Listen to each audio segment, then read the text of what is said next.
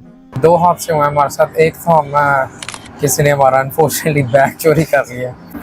Hello friends, अभी हम continue कर रहे हैं अपने जर्नी का अगला पार्ट। अभी हम जा रहे हैं बुडापेस्ट से ऑस्ट्रिया वियना। ये ट्रेन की जर्नी रफली 2.5 आवर्स की है, 2.5 घंटे लगते हैं। टिकट हमने ली थी 51 यूरो की 4 लोगों के लिए। और दो हादसे हुए हमारे साथ। एक तो हम टिकट 11 बजे की थी और मैंने समझा 10 बजे की है, तो 1.5 घंटा पहले पहुँच के उधर बैठे थे।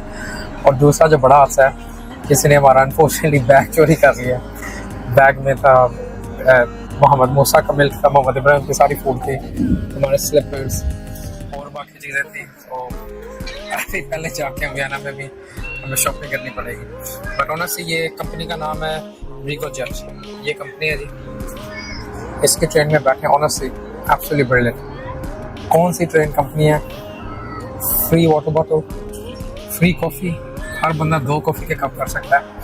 और केक्स हैं, केक्स मतलब 40p के हैं। और बाकी चीज़ें भी इतनी चीप हैं। Seats, charger, honestly AC, very relaxing journey. ये मेरे ख्याल से कंपनी इधर की हंगरी की नहीं है, ये पीछे से आती है, पता नहीं चेक रिपब्लिक से आती है। इधर से पहले जाएगी ऑस्ट्रिया से जाती है, ये 2 स्टॉप करती है, सॉरी बुडापेस्ट से 2 स्टॉप करती है। पहले जाएगी स्लोवाकिया, फिर स्लोवाकिया से जाती है आगे ऑस्ट्रिया। होपफुली एक दिन ऐसा भी आएगा कि इंडिया, पाकिस्तान, बांग्लादेश में भी ऐसे ही हो, ट्रेन सेम से चले। अभी 2 बॉर्डर हमने क्रॉस कर दिए, पर कोई चेकिंग नहीं, कुछ नहीं, ट्रेन ऐसी जा रही है। तो उधर भी होता कि कोई लाहौर से निकले ढाका तक सैर करने ट्रेन पे, कोई रिकॉर्ड ना हो। इंशाल्लाह कीप यू अपडेटेड जब अगले स्टेशन पर पहुँचेंगे वियना में। और पहले तो जैसा वो क्या शॉपिंग करेंगे पहले 2-3 घंटे, बच्चों की फूड की आइटम्स ढूंढेंगे और फिर निकलेंगे बाहर। और इधर से हमने वियना से स्लोवाकिया भी जाना है, ब्राटिस्लावा एक दिन के लिए, तो वो भी उधर भी आपको जाकर दिखाएंगे। जी फ्रेंड्स, अभी हम बैठे हैं इधर वियना में ट्राम में, सेंट्रल स्टेशन से अभी होटल की तरफ जा रहे हैं। मुझे कहना पड़ेगा कि ट्राम सिस्टम बहुत अच्छा है। वीकली टिकट ली है ट्राम की 34 यूरोस की 2 लोगों की, और दोनों बच्चों को सिर्फ फ्री हैं। पर यूके में तो इतनी ट्राम्स नहीं हैं, पर यूरोप में ट्राम का सिस्टम ज़्यादा अच्छा है काफ़ी, क्योंकि यूके में अंडरग्राउंड ट्रेन का सिस्टम बहुत अच्छा है और बसेस का सिस्टम बहुत अच्छा है, इससे उधर ट्राम की ज़रूरत नहीं है। लंदन में है ट्राम, पर इतनी ज़्यादा नहीं है। बाकी यूरोप में जिस शहर में भी गया हूँ, ट्राम का सिस्टम बहुत ज़्यादा है। ट्रेन का इतना मतलब सिस्टम नहीं है जितना ट्राम का सिस्टम है ना, बेहतर। जो आपको दिखाता हूँ ट्राम में,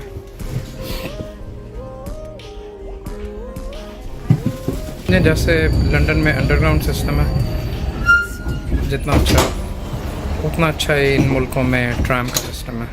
अभी एक बुज़ुर्ग औरत ने मेरी क्लास ली है जी, क्योंकि मैं उर्दू में रिकॉर्डिंग कर रहा था ट्राम पे।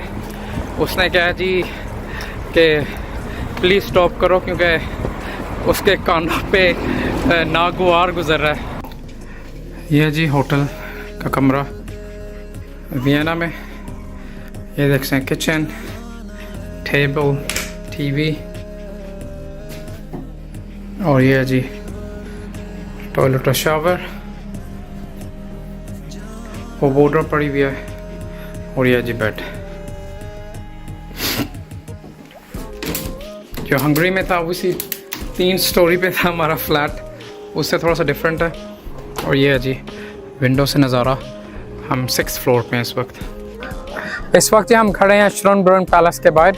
ये ऑस्ट्रिया वियना की सबसे इम्पोर्टेंट बिल्डिंग है, और इनका जो हैब्सबर्ग ख़ानदान था, जो उसके बादशाह और मलका थे, ये उनका गर्मियों इधर गुजारने आते थे इस पैलेस में, और उनका मेन रेजिडेंट भी ये था गर्मियों में। तो आप देख सकते हैं बहुत बड़ी बिल्डिंग है, तकरीबन 300 साल पुरानी है ये बिल्डिंग।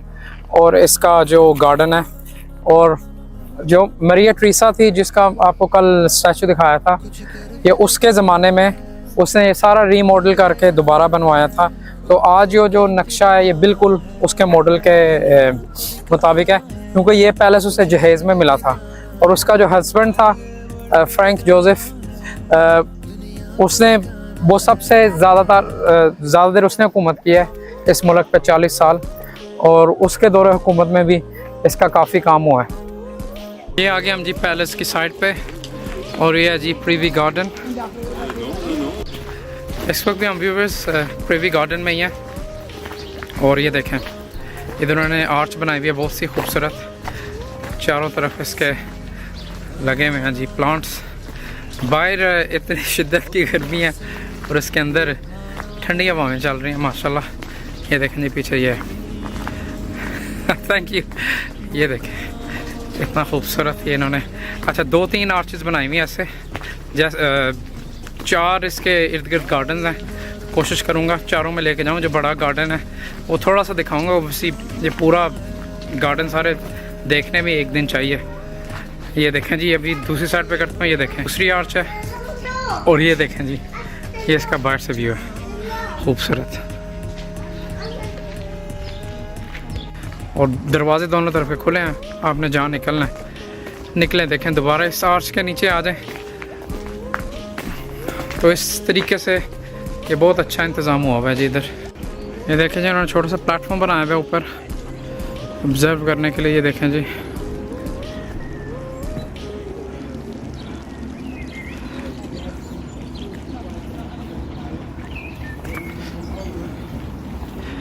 इन्होंने ग्रीन हाउस बनाया हुआ है इधर।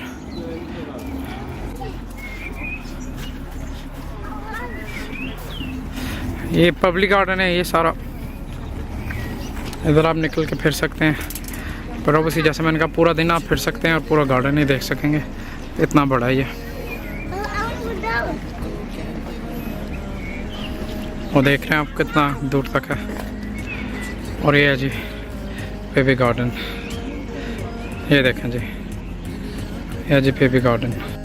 ये है जी एक और गार्डन इनका ओरेंगरी गार्डन।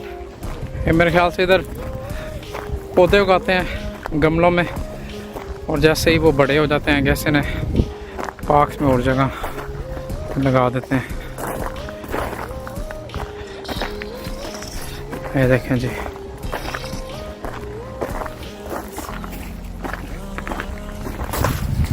अच्छा अक्सर पौधे मैं देख रहा हूँ इधर दूसरे मुल्कों से डिफरेंट ऐसे मिस्र से, इंडिया से, पाकिस्तान से, अफ्रीका से, तो वो डिफरेंट किस्म के पौधे उधर उगा रहे हैं। ये मेरे सामने वाला है ऑस्ट्रेलिया से, स्नो इन समर इस पौधे का नाम है जी। इसका मिड पॉइंट है, ये भी देखें हालांकि 10 मिनट हम चल के आए हैं। ये भी उस पैलेस का हिस्सा जी।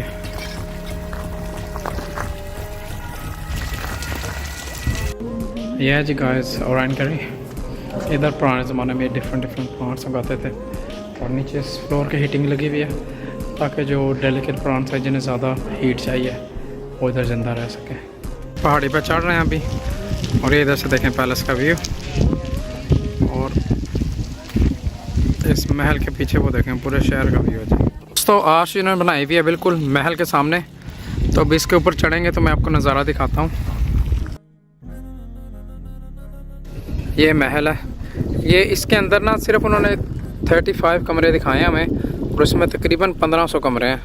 तो अब खुद सोचें कितना बड़ा है ये जी। सामने एक पहाड़ है जिसके ऊपर उन्होंने एक बनाई हुई है जी आर्च और ये आर्च से व्यू है जी महल का और तकरीबन पूरा शहर। पहाड़ी पे आर्च बनाई हुई है, पूरा शहर इस तकरीबन नज़र आ रहा है।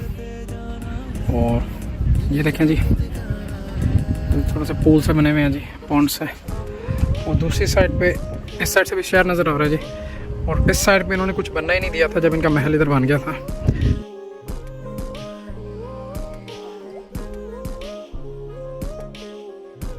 खूबसूरत सा वाटर फाउंटेन है इधर। ये बैठे हैं जी इधर लोग, मुजस्मे बनाए होंगे अपने इम्पोर्टेंट लोगों के।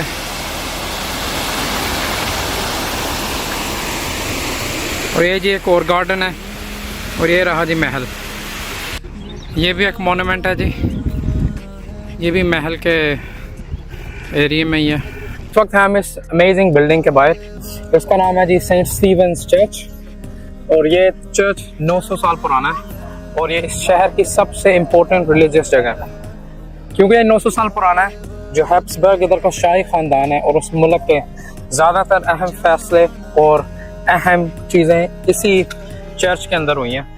ये चर्च का आप देख सकते हैं वो मीनार है जो 250 स्टेप्स हैं ऊपर, 256 स्टेप्स हैं सीढ़ियाँ ऊपर जाने के लिए इसकी, और इसकी जो टाइल है लगी हुई है रूफ पे, उसकी वजह से कलरफुल टाइल है, उसकी वजह से ये जो शहर के इम्पोर्टेंट सिंबल्स हैं उसमें से एक है। वर्ल्ड वॉर 2 में इधर जर्मन आर्मी ने कब्जा किया हुआ था सारे इलाके पे, और जब रशियन आर्मी आहिस्ता आहिस्ता शहर में दाखिल हो रही थी और जर्मन आर्मी भाग रही थी, तो जर्मन आर्मी के कमांडर को हुक्म दिया गया कि जो चर्च है उसमें 100 गोले, एक दो भी नहीं जनाब, 100 गोले इस चर्च में मारे जाएं ताकि ये चर्च जमीन बोस हो जाए। और उस कमांडर ने अपने हाई कमांड का हुक्म नहीं माना, जिसकी वजह से चर्च बच गया। मगर जब रशियन आर्मी इधर करीब पहुंची इस चर्च से, तो लोगों ने, आप देख सकते हैं बहुत बड़ा स्क्वायर है, लोगों ने इन जो दुकानों में लूट मार शुरू कर दी, आग लग गई। तो वो आग हवा से की वजह से चर्च तक पहुंच गई, चर्च का अक्सर हिस्सा उस आग की वजह से तबाह हो गया। पर ये चर्च की खासियत इधर ही ख़त्म नहीं होती, इस चर्च की एक और खासियत है, ये जो ईंटें हैं चर्च की, उसके ऊपर एक फिल्म लगाई गई है जिसकी वजह से इसे आग लगाना आसान नहीं है। तो उस फिल्म की वजह से काफ़ी चर्च का हिस्सा बच गया, थोड़ा सा डैमेज हुआ, पर जो अंदर इनके खसूसी चीज़ें हैं और जो वैल्यूबल्स हैं वो बच गई। और फिर उन्हें 3-4 साल में दोबारा इस चर्च को जो चीज़ें डैमेज हुई थी वैसे ही बना के दोबारा खड़ा कर दिया। इसके अंदर भी जाएंगे, आपको अंदर से भी दिखाते हैं, पर बाहर से आप देख सकते हैं ठीक ठाक बड़ा है। ये सबसे बड़ा चर्च है इधर का और सबसे इम्पोर्टेंट है। ये देखें जी, ये आप एंटर हो चुके हैं सेंट स्टीफेंस चर्च के अंदर।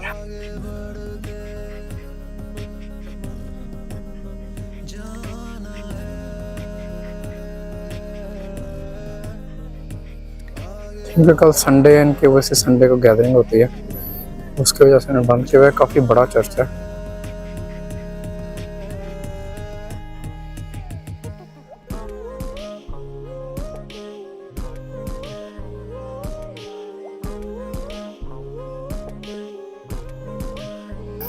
देखें हर जगह उन्होंने छोटा छोटा कुछ बनाया हुआ है।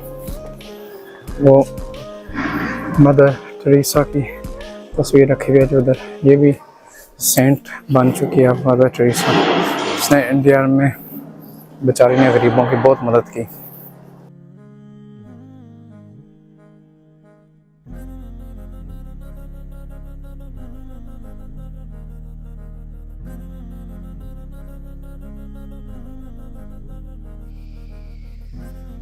कुछ करके दिखाना है, आगे जाना है, खुद को कीमती बनाना है, दुनिया को दिखाना है। बाहर की तरफ आने का रास्ता आप देख सकते हैं, इन्होंने जो ये पिलर्स हैं इसके ऊपर भी अपनी मूर्तियाँ और स्टैचूज बनाए हुए हैं। देखें हर पिलर पे 4 या 5, ऊपर भी नीचे भी। और ये देखें छत जिसकी बहुत ऊंची है, ठीक ठाक ऊंचा चर्च है।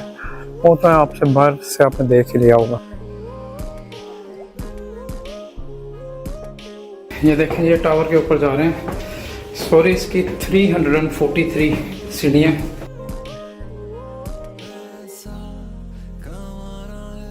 हम ऊपर, और ये ऊपर से नज़ारे हैं जी। ये देखें जी, ऐसे काफ़ी ऊंचाई पे है। अच्छा अभी और ऊपर जाना है, सुभान अल्लाह।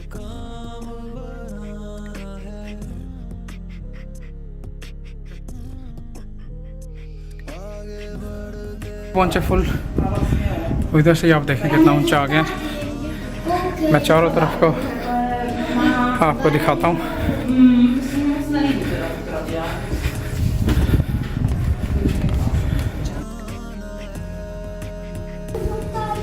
इस साइड से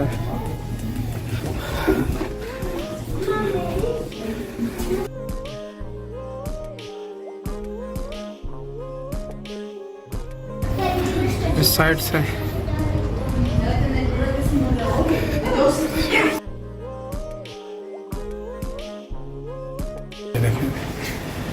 इस साइड से शहर के व्यूज।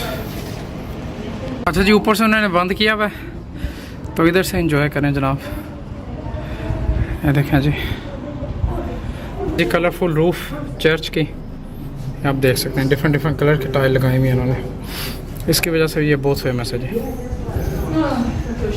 इस वक्त हम खड़े हैं दोस्तों इस महल के बाद, और इसका नाम है हॉफबर्ग। ये हैब्सबर्ग डायनेस्टी, मतलब जो फैमिली थी जिन्होंने हज़ारों साल इस इलाके पे हुकूमत की है।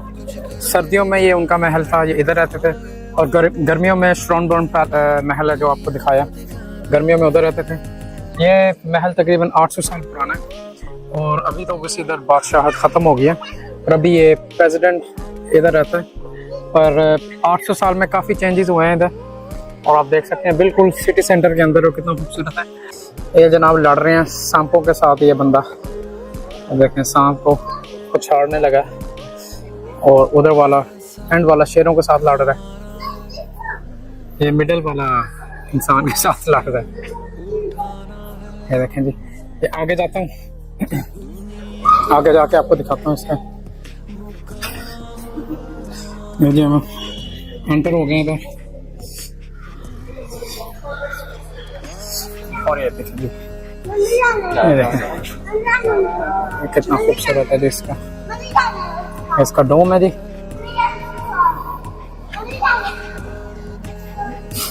ये देखें जी अंदर से, ये देखें जी काफ़ी ऊंची है बिल्डिंग। ये देखें जी इसकी एंट्रेंस है, और ये भी इसका हिस्सा है। वो याद है तो अपोजिट दोनों गुंबद है, वो दो म्यूजियम आपको दिखाए थे कल।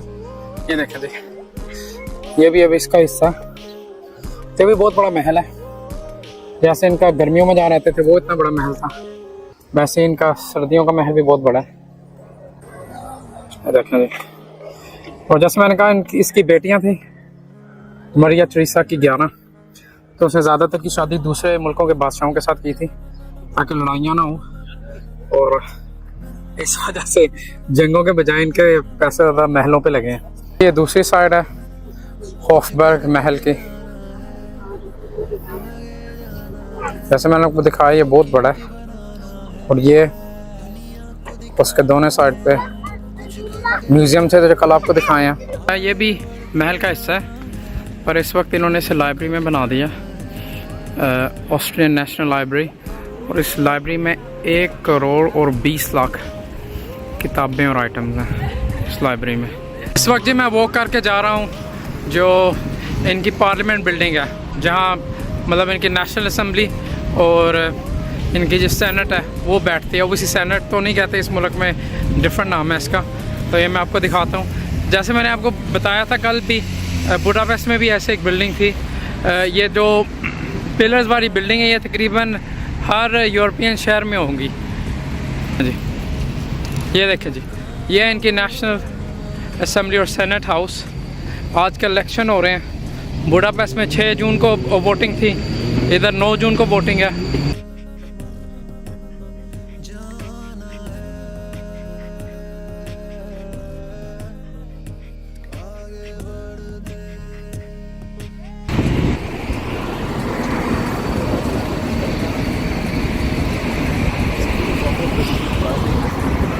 ये बिल्डिंग जी रफली 1874 में बनी थी, और फिर वर्ल्ड वॉर 2 में ये बिल्कुल डिस्ट्रॉय हो गई थी, और उन्होंने दोबारा इसे बिल्कुल वैसे ही बना दिया जैसे वर्ल्ड वॉर 2 से पहले थी। तो ये बिल्डिंग 2 दफ़ा बनी है इसकी हिस्ट्री में।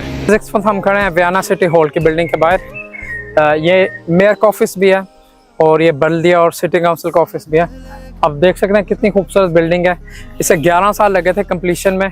ये शुरू हुई थी इसकी कंस्ट्रक्शन 1872, और 1883 में ये कंप्लीट हुई थी बिल्डिंग। जैसे मैंने आपको बुडापेस्ट में दिखाया था उनका पार्लियामेंट हाउस, तो मैंने आपको बताया था उसकी कंस्ट्रक्शन इसकी तर्ज पे है। उसमें ओवैसे एक बहुत खूबसूरत गुंबद की एडिशन है, डोम। इसमें वो डोम नहीं है, पर इसमें ये मीनार सा लंबा सा बना हुआ है। ये भी बहुत खूबसूरत बिल्डिंग है, और आई मीन इस वक्त अनफॉर्चुनेटली वो कवर है क्योंकि गे प्राइड वीक है और इलेक्शन हो रहा है, इसलिए वो इस मुल्क के कलर्स में, पर अगर झंडे वगैरह ना हो तो इसकी खूबसूरती और भी अच्छी हो। दिन के समय ओबीसी और भी ज़्यादा खूबसूरत लगे। गाइस इस वक्त हम खड़े हैं बेल्वेडेर पैलेस। ये भी वियना में एक पैलेस है। जैसे मैंने आपको कहा था इसे महलों का शहर कहा जाता है, तो ये भी एक महल है। ये आगे से पहले आपको दिखा रहा हूँ, आगे से भी खूबसूरत है, पर इसका सही मैं आपको पीछे से जाकर दिखाता हूँ। और आप देख सकते हैं इसकी अगली साइड पे भी एक गार्डन है और इधर वाटर फाउंटेन भी लगा हुआ है काफ़ी बड़ा, और पॉन्ड भी बना हुआ है एक तालाब सा। और आप देख सकते हैं पिछली साइड पे भी थोड़े से कंटिन्यूएशन है इस पैलेस की, और इसमें बिल्कुल कैमरे के पीछे भी ऐसे ही पैलेस की कंटिन्यूएशन है। महल की पिछली वाली साइड पे आया, एक ऊपर वाला बेल्वेडेर महल है और एक नीचे वाला, जैसे मैंने आपको बताया था। और ये मतलब ऊपर वाले से अभी कंस्ट्रक्शन का काम हो रहा है, इसलिए पिछले वाली साइड में ब्लॉक की भी है। आप इधर इस खूबसूरत से गार्डन से निकल के जाएंगे, इधर वाटर फाउंटेन भी लगे हुए हैं, और वो आप देख सकते हैं रेड कलर की छत है, वो है जी लोअर बेल्वेडेर पैलेस नीचे वाला। और काफ़ी फ़र्क है, ये बनाए थे प्रिंस यूजिन ने बनवाए थे अपने लिए दोनों। ये तकरीबन 300 साल पहले ओटोमन एम्पायर को उसने शिकस्त दी थी जंग में, तो जब उसने वापस आया फिर उसने इसका नक्शा पहले जमा कराया। नक्शा जब अप्रूव हुआ तो फिर उसने लोन लेके ये बैंक से तो ये पैलेस बनाया। बंदा पूछे लोन ही लेना है अगर कोई छोटा सा घर बना ले, पर वो भी प्रिंस था माशाल्लाह, उसने लोन लेके देखे कितनी बड़ी स्टेट खरीदी और 2 पैलेसेस बनाए हैं जी। इधर खड़े हैं सेंट चार्ल्स चर्च के बाहर। कहा जाता है जो वियना में खूबसूरत तरीन चर्चेज हैं उनमें से एक बिल्डिंग है ये 300 साल पुराना चर्च है, और ये बनाया गया था सेंट चार्ल्स के नाम पे। जैसे मैंने आपको कल बताया था, इधर ग्रेट प्लेग आया था जिसकी वजह से यूरोप की जो आबादी है वो तकरीबन आधी रह गई थी, आधी मर गई थी बेचारी। तो वो कहते हैं इस सेंट की वजह से, साधु की वजह से काफ़ी लोगों की जान बची, तो इसलिए उसके नाम पे ये चर्च बनाया गया फिर वियना में। ये भी बहुत खूबसूरत एक चर्च है। आगे वाटर फाउंटेन लगे में आज बंद है, पर इधर वाटर फाउंटेन होते हैं नॉर्मली। और एक मीनार की कंस्ट्रक्शन पूरी हुई भी है, एक का मेरे ख्याल से रिफर्बिशमेंट हो रही है, सफाई सुथराई हो रही है। और आप देख सकते हैं एक बड़ा सा गुंबद है और बहुत ही खूबसूरत बिल्डिंग है जी। अच्छा आपको अंदर से नहीं दिखा सकूँगा क्योंकि आज अंदर शादी हो रही है, आप देख रहे हैं, उन्होंने बंद किया हुआ अंदर से ना। हम खड़े हैं अल्बर्टीना के सामने। आप भी सोच रहे होंगे क्या सिकंदर नॉर्मल बिल्डिंग दिखा रहा है, ज़रा रुको, ठहरो, रुको तो सही, इसकी स्टोरी बताता हूँ आपको। जो दुनिया के सबसे कीमती और सबसे पुराने मास्टर प्रिंट्स हैं ना, और सबसे ज़्यादा तादाद में इस बिल्डिंग में 10 लाख ओल्ड मास्टर प्रिंट्स हैं। तो अगर अमीर होने का मूड है तो पता है चोरी कहाँ करनी, इधर आ जाओ। और इसकी एक स्टोरी ये है कि मरिया टेरेसा की 11 बेटियां थी जो इधर की मलका थी, और उसने किसी बेटी को इजाज़त नहीं दी वो अपनी पसंद की शादी करे। उसने अपनी 10 बेटियों की शादी कराई दूसरे मुल्क के बादशाहों के साथ, ताकि उनके साथ ताल्लुक़ सही रहे, पीस रहे, जंग वगैरह ना हो। कई जंगें लगी हुई थी, शादी करके अपनी बेटी की जंग ख़त्म करवाई। सिर्फ जो उसकी एक चहीती बेटी थी ना, उसने उसे इजाज़त दी कि तुम अपनी मर्ज़ी की शादी जहाँ मर्ज़ी को करो, और उसने फिर लव मैरिज की थी इस अल्बर्टीना के मालिक के साथ। ये भी इसकी एक अहम स्टोरी है। देखा, मज़ा आ गया। हम खड़े हैं वियना रिंग रोड पे। ये रोड सारा नया बना हुआ है, और ये जो बिल्डिंग है ये इस रोड पे पहली मेजर बिल्डिंग थी। ये है जी वियना कोर्ट ओपेरा, इसका नाम था पहले। ये जो मरिया टेरेसा का बेटा फ्रांस जोसेफ वान, उसने अपने लिए बनाई थी इधर म्यूज़िकल परफॉर्मेंसेस देखने के लिए। इनके शौक भी काफ़ी मुग़लों जैसे ही थे अनफॉर्चुनेटली। और जब ऑस्ट्रिया 1921 में ऑस्ट्रियन रिपब्लिक बनी, बादशाहत ख़त्म हुई, तो इसका नाम चेंज करके वियना स्टेट ओपेरा रख दिया गया। अभी इसके अंदर 1800 सीटें हैं और लोग इधर आते हैं, म्यूज़िक वगैरह जो भी एंटरटेनमेंट और एंजॉय करनी है वो करते हैं। तो ये भी बहुत खूबसूरत आइकॉनिक बिल्डिंग है इस शहर में। और जैसे मैंने कहा ये रिंग रोड नया रोड है, उसके ऊपर ये बिल्डिंग बनी है। बहुत लंबी बिल्डिंग है और पीछे भी बहुत तक जाती है, बहुत डीप बिल्डिंग है ये। ओपेरा की बिल्डिंग थोड़ी सी दूर से ये देखें जी, कितनी बड़ी बिल्डिंग है ये देखें जी, वियना स्टेट ओपेरा की बिल्डिंग दूर से देखें कितनी बड़ी बिल्डिंग है जी। ये पीछे भी बहुत जाती है, डीप भी बहुत है। और ये है जी इंडियन एम्बेसी। इस वक्त हम स्क्वायर में खड़े हैं और ऊपर जो बिल्कुल स्टैचू है वो है मरिया टेरेसा। इसने 40 साल हुकूमत की थी ऑस्ट्रिया हंगरी एम्पायर पे, और जो मशहूर तरीन एम्परर्स थे बादशाह इधर, उनमें से जो सबसे कामयाब थे उनमें से ये एक है। 40 साल हुकूमत की थी और इसकी हुकूमत में बहुत बड़ी एम्पायर थी, इटली तक जाती थी, नीचे क्रोएशिया तक, ऊपर ये जाती थी जी पोलैंड के बॉर्डर तक, और राइट साइड पे जाती थी रोमानिया तक। ज़्यादातर ये जो बिल्डिंग्स है, ज़्यादातर मोनूमेंट्स हैं इसके हैं, और इसका हस्बैंड है फ्रैंक जोसेफ वॉन, दोनों के हैं। आप इस साइड पे देख सकते हैं, इन्होंने बनाया था ये म्यूज़ियम, इतना खूबसूरत है जी। ये थी नेचुरल आर्ट्स म्यूज़ियम है वियना का, और इसके बिल्कुल दूसरी साइड पे इन्होंने बनाया जी नेचुरल हिस्ट्री म्यूज़ियम वियना का। और उस वक्त के ज़माने में जो सबसे ज़्यादा वर्ल्ड में बड़ी कलेक्शन थी नेचुरल आर्टिफैक्ट्स की, ये उसने बाय किए थे, उसके हस्बैंड मरिया टेरेसा के, फ्रैंक जोसेफ वॉन। दुनिया की सबसे बड़ी कलेक्शन उसने बाय की और इस म्यूज़ियम को डोनेट की ताकि म्यूज़ियम बन सके। नेशनल हिस्ट्री म्यूज़ियम पीछे, इसके अंदर 30 लाख चीज़ें हैं जो अवेलेबल हैं साइंटिस्ट के लिए कि अगर वो रिसर्च वगैरह करना चाहते हैं तो वो उसे इस्तेमाल कर सकते हैं अपना। और बिल्कुल इसके सामने इसकी कॉपी पर थोड़ी सी बड़ी इससे ये है जी म्यूज़ियम ऑफ नेचुरल आर्ट्स। ये देखें जी दूसरी साइड से ये मरिया टेरेसा का ऊपर मुजस्मा, इसके साथ ये डील हुई थी कि ये हुकूमत करेगी, फिर जब इसकी शादी होगी ये फिर अपने हस्बैंड को, उसके बाद अपने बेटे को हुकूमत पास ऑन करेगी। इसने नहीं की 40 साल, जब उसकी डेथ हुई फिर ये ट्रांसफ़र हुआ। गाइस इस वक्त हम इस खूबसूरत बिल्डिंग के बाहर खड़े हैं, इसका नाम है सेसेशन। क्या क्या कह रहे हो? स्टोरी सुनाऊं? अरे भाई मैं यूट्यूबर हूँ, तुम्हारी दादी नानी नहीं कि बात बात पर स्टोरी सुनाऊं। कोई चीज़ स्टोरी के बगैर भी इंजॉय कर लिया करो। नहीं, इस बिल्डिंग की भी वैसे एक अच्छी स्टोरी है, बट टू बी ऑनेस्ट बहुत लंबी है और आप बोर हो गए वैसे ही, तो मैंने कहा आपको वैसे ही ये बिल्डिंग इंजॉय करा दें। ये भी एक बहुत खूबसूरत बिल्डिंग, आप देख सकते हैं बीच में उन्होंने गोल्ड का वो रखा हुआ है बोल्स सा, और उसके ऊपर गोल्डन लीफ लगाए हुए हैं। ये यार स्टोरी के बगैर इंजॉय कर लो, ऑनेस्टली बड़ी लंबी है, कसम से थक जाओगे सुनते सुनते। वैसे ही देखो इस वक्त जी हम खड़े हैं व्यूअर्स म्यूजियम्स कोर्टियर के बाहर। ये देखें इसकी कितनी बड़ी बिल्डिंग है और कितनी अमेजिंग है। और इसका फन फैक्ट ये है कि ये जनाब बादशाह था जो ऑस्ट्रिया हंगरी का, उसने बनाई थी अपने घोड़ों के अस्तबल के लिए। देखें आप कितनी बड़ी बिल्डिंग है, उधर से लेकर उधर तक। आजकल तो इतने इतने बड़े बंगले नहीं होते बिलियनर्स के जितना बड़ा उसने अपने घोड़ों का अस्तबल बनाया था। फिर 100 साल पहले इसे एक म्यूज़ियम में कन्वर्ट किया गया था।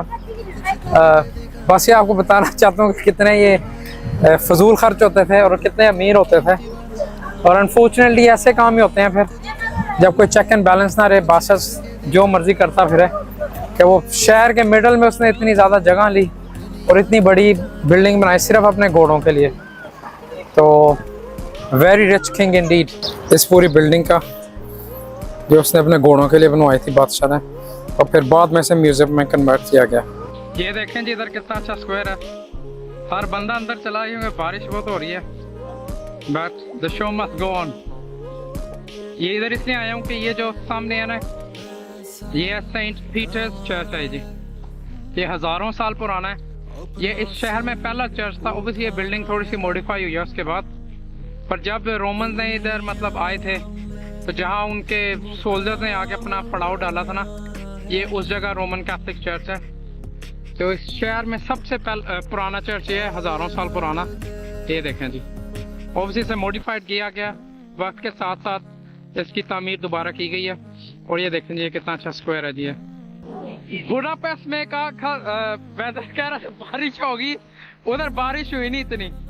और इधर देखें जनाब, इधर बारिश रुकने का नाम नहीं ले रही। माशाल्लाह तूफान आया हुआ एक किस्म का ना इधर। ये देखें ओ तेरी खैर,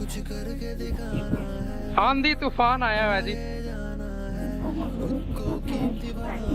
शेड के नीचे खड़े हैं, शेड के नीचे भी इतनी बारिश आ रही है। तो ये जैसे मैं आपको दिखा रहा था, ये मेमोरियल इन्होंने बनाया था जो प्लेग में लोग मरे थे ना यूरोप में। यूरोप की आबादी आधी से भी ज़्यादा तकरीबन आधी आबादी रह गई थी, इतने लोग मरे थे। रोडों पे लोग मरे होते थे, कोई उठाता नहीं था क्योंकि वो ब्लैक प्लेग था, उसका नाम ब्लैक डेथ रखा हुआ था। और ये उनकी बेचारों की याद में बनाया गया ये। जी फ्रेंड्स, अभी हम पहुंच चुके हैं लंदन स्टैंफोर्ड एयरपोर्ट पे। 2-3 हादसे हुए वापस आते हुए। एक तो आज लेस्बियन और गे परेड थी वियना में, और हम तकरीबन एयरपोर्ट जा रहे थे और 40 मिनट एक ट्रैम आ रही थी, उसका इंतजार करते रहे। ट्रैम आई ना, मैं तो परेशान हो गया। मैं क्या पहली दफा अगर टाइम से निकल गया। और आपको मेरा ट्रैक रिकॉर्ड तो पता है, मैंने एक फ्लाइट बस ट्रेन तो मिस करनी होती है जरूर। तो मैंने कहा ये तो बड़ा महंगा पड़ जाना है ट्रेन का, पर अल्हम्दुलिल्लाह फिर एक दो और बस चेंज की। किसी ने उधर बताया जी आज लेस्बियन और गेज की परेड है, तो इसलिए फिर दूसरी लेके पहुंचे और फिर माशाल्लाह एयरपोर्ट पे पहुंचे हैं और घंटा फ्लाइट डिले थी। फ्लाइट में सारे बैठे हुए हैं, उन्होंने कहा जी टेक्निकल इशू है फ्लाइट को, और इंजीनियर अंदर आ रहा है चेक करने के लिए फ्लाइट, और क्या नाम है अपना 1 घंटा डिले है। वो एसी की हवा निकल रही थी और ऐसे निकल रही थी जैसे थोड़ा सा धुआं होता है, तो क्योंकि उन्होंने कहा था टेक्निकल फॉल्ट है कोई, किसी ने एयर होस्टेस को बुला लिया कि जी वो प्लेन में से धुआं निकल रहा है, पर वो धुआं नहीं, वो एसी की ठंडी हवा थी। वो कहती है यार एसी की ठंडी हवा है, धुआं नहीं निकल रहा, टेक्निकल फॉल्ट है, कोई आग नहीं लगी प्लेन को। अल्हम्दुलिल्लाह फिर भी अल्लाह का शुक्र है पहुंच गए। तो इंशाल्लाह अगला ट्रिप मेरा जल्दी है, 2 वीक के बाद दोबारा माशाल्लाह भी ये चौथा ट्रिप है 2 महीने में, तो फिर आपसे मुलाकात होगी। ओके जी, अल्लाह हाफ़िज़।